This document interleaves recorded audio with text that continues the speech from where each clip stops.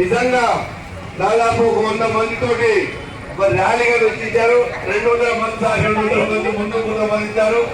మరి అన్నకు స్వాగతిస్తూ మొన్న ఢిల్లీ పోయినప్పుడు ఒక డబ్బా మొత్తం మరి 150 మంది తీసుకొచ్చి ఢిల్లీలో కూడా తన సంఘ ప్రతిష్ట చూపి వేదికకు అధ్యక్షత వహిస్తున్నటువంటి అన్న గణేష్ అన్న గారికి, అదేవిధంగా పెద్దలు గౌరవనీయులు మధుసూదనాచారి గారికి, వారితో పాటు మాజీ మంత్రివర్యులు మన అన్న పెద్దన్న శ్రీనివాస్ గౌడ్ గారికి, అదేవిధంగా మన జాతీయ బీసీ సంక్షేమ సంఘం అధ్యక్షులు, అదేవిధంగా ఈ రాష్ట్రంలో బీసీలనంతా ఏకతాటి మీకు తీసుకొచ్చి ఈ రోజు బీసీ ఉద్యమాన్ని నడిపిస్తున్నటువంటి మన పెద్దన్న బీసీ జేఏసీ చైర్మన్ అయినటువంటి జాజుల శ్రీనివాస్ గౌడ్ గారు, అదేవిధంగా బీసీ జేఏసీ వర్కింగ్ చైర్మన్ అయినటువంటి గుజ్జ కృష్ణ గారు, మహిళా సంఘం రాష్ట్ర అధ్యక్షురాలు మణిమంజరి గారు, అదేవిధంగా వేదిక మీదటువంటి యువజన సంఘం నాయకులు శ్యామ్ కుర్మ గారు, విద్యార్థి జాతీయ అధ్యక్షులు విక్రమ్ తాటికొండ గారు, అదేవిధంగా వేదిక మీదటువంటి అనేక మంది పెద్దలు, కుల సంఘాల నాయకులు, జేఏసీ నాయకులకు,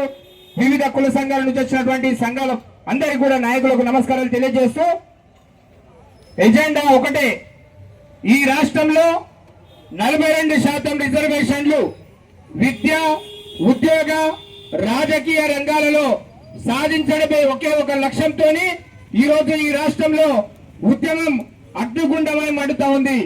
బీసీలంతా ఏకమైండ్రు. ఈ రోజు దొంగ చాటున వ్యవహారాలు చేస్తూ అధికారాన్ని చలామణి చేస్తున్నటువంటి 2 రాజకీయ పార్టీలు ఈ రోజు మొదటి ముద్దాయి కాంగ్రెస్ పార్టీ అయితే, రెండవ ముద్దాయి BJP party, Bharatiya Janata party. ఈ రోజు రాష్ట్రంలో ఉన్నటువంటి అధికారంలో ఉన్నటువంటి కాంగ్రెస్ పార్టీ నాయకులు మాట తప్పి వెన్నుపోటు పొడిచి డోకాబాజీ వ్యవహారం చేస్తూ ఈ రోజు స్థానిక సంస్థల ఎన్నికలకు గ్రామ పంచాయతీలో తిరుగుతా ఉన్నారు. ఇంకోవైపు భారతీయ జనతా పార్టీ తమ పంతాకు పోయి బీసీల ఆకాంక్షను పరిగణలోకి తీసుకోకుండా మొండిగా వ్యవహరిస్తూ ఈ రోజు 9th షెడ్యూల్ లో పెట్టకుండా, పార్లమెంట్ లో చర్చ జరపకుండా ఈ రోజు బీసీల గొంతు నొక్కడం కోసం భారతీయ జనతా పార్టీ కేంద్రంలో నాటకాలు ఆడుతుంది. నేను అడుగుతా ఉన్నా, మొన్న జరిగినటువంటి బంద్లో యాక్షన్ చేసి నాటకాలు చేసినటువంటి నాయకులారా ఎక్కడమైంది? ఈ రోజు మీరు భారతీయ జనతా పార్టీలో ఉన్నటువంటి ఎంపీలు కావచ్చు, రాష్ట్ర స్థాయి బీసీల నాయకులైనటువంటి మీరు బీసీలని చెప్పుకోకండి ఈ రోజు నుంచి అని చెప్పి ఈ సందర్భంగా డిమాండ్ చేస్తా ఉన్నాం. మీకు సిగ్గుందా అని అడుగుతా ఉన్నాం.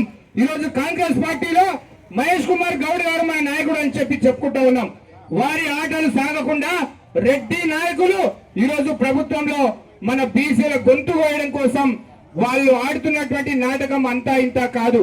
రాజకీయ పార్టీ పిసిసి ప్రెసిడెంట్ చేయాల్సినటువంటి ప్రకటన కూడా ఒక రెడ్డి మంత్రి ఎక్కడ సెక్రటేరియట్ లో చేస్తా ఉన్నాడు. ఈ రోజు కాంగ్రెస్ పార్టీ ఎక్కడుంది, ఏం చేస్తుంది? మీ బీసీ డిక్లరేషన్ కామారెడ్డిలో ఇచ్చినటువంటి హామీ ఏమైంది? ఆ హామీని తుంగలో దొక్కి ఈ రోజు గ్రామ పంచాయతీ ఎన్నికలు పోయినరు. బిడ్డ వదిలిపెట్టం. రాజకీయంగా బీసీలమంతా ఏకమై మీ పార్టీలను బొంద పెట్టకపోతే ఈ చైతన్యం ఊరుకు ఉండదుగా. ఇది ప్రయాణం ఇప్పుడు ప్రారంభమైంది. ఈ రోజు జాజుల శ్రీనివాస్ గౌడ్ గారి యొక్క ఆధ్వర్యంలో ఈ రాష్ట్రంలో సాగుతున్నటువంటి బీసీ జేఏసీలో అన్ని కుల సంఘాలు కూడా కలిసి వచ్చాయి. బీసీలంతా ఏకమైనరు. రేపు గ్రామ పంచాయతీ ఎన్నికలలో ఈ రెండు పార్టీలకు సాగు దెబ్బ తప్పలు. అవసరమైతే స్వతంత్రాన్ని గెలిపించుకుంటాం గాని భారతీయ జనతా పార్టీ కాంగ్రెస్ పార్టీ అభ్యర్థులను చెప్పుకునే వాళ్ళని గెలిపించే ప్రసక్తే లేదని చెప్పి ఈ సందర్భంగా తెలియజేస్తూ కాంగ్రెస్ పార్టీ బీజేపీకి బుద్ధి వచ్చే విధంగా మళ్ళొక్కసారి అవసరమైతే లక్షలాది మందితోని హైదరాబాదు రాజధానిలో మహాగర్జన పేరుతోని కార్యక్రమం తీసుకోవాలని చెప్పేసి సగర సంఘం రాష్ట్ర అధ్యక్షుడిగా బీసీజేఏసీ కో చైర్మన్ గా మా చైర్మన్ గారైనటువంటి శ్రీనివాస్ గౌడ్ గారికి సూచన చేస్తా ఉన్నాను. ఇక భవిష్యత్తులో మనం జరిగే ఉద్యమ పంతాలు కూడా మారుస్తాం. మేము ఓపిక నశించింది. మేము అడుగుతా ఉన్నాం, బంద్లో రోడ్లెక్కి మీడియాకు బీసీ అని చెప్పి అసెంబ్లీలో మద్దతు తెలిపినటువంటి ఆల్ పార్టీ నాయకులు ఈ రోజు ఎక్కడ పోయినరు? మీరు ఎవరి ఓట్లతోని నాయకులైనరు? ఎవరి ఓట్లతోని రాజ్యాధికారం ఈ రోజు చలామణి అవుతున్నారు? ఒక్కసారి గుర్తు పెట్టుకోండి. అవసరమైతే భారతీయ జనతా పార్టీలో ఉన్నటువంటి ఎంపీలను ఈరోజు ఇండ్లు ముట్టడిస్తాం. మర్యాదగా చెప్తా ఉన్నాం. రేపు శీతాకాల పార్లమెంట్ సమావేశాలు రేపే ప్రారంభమవుతా ఉన్నాయి. పార్లమెంట్ లో మీ వాణి అంతా వినిపించండి.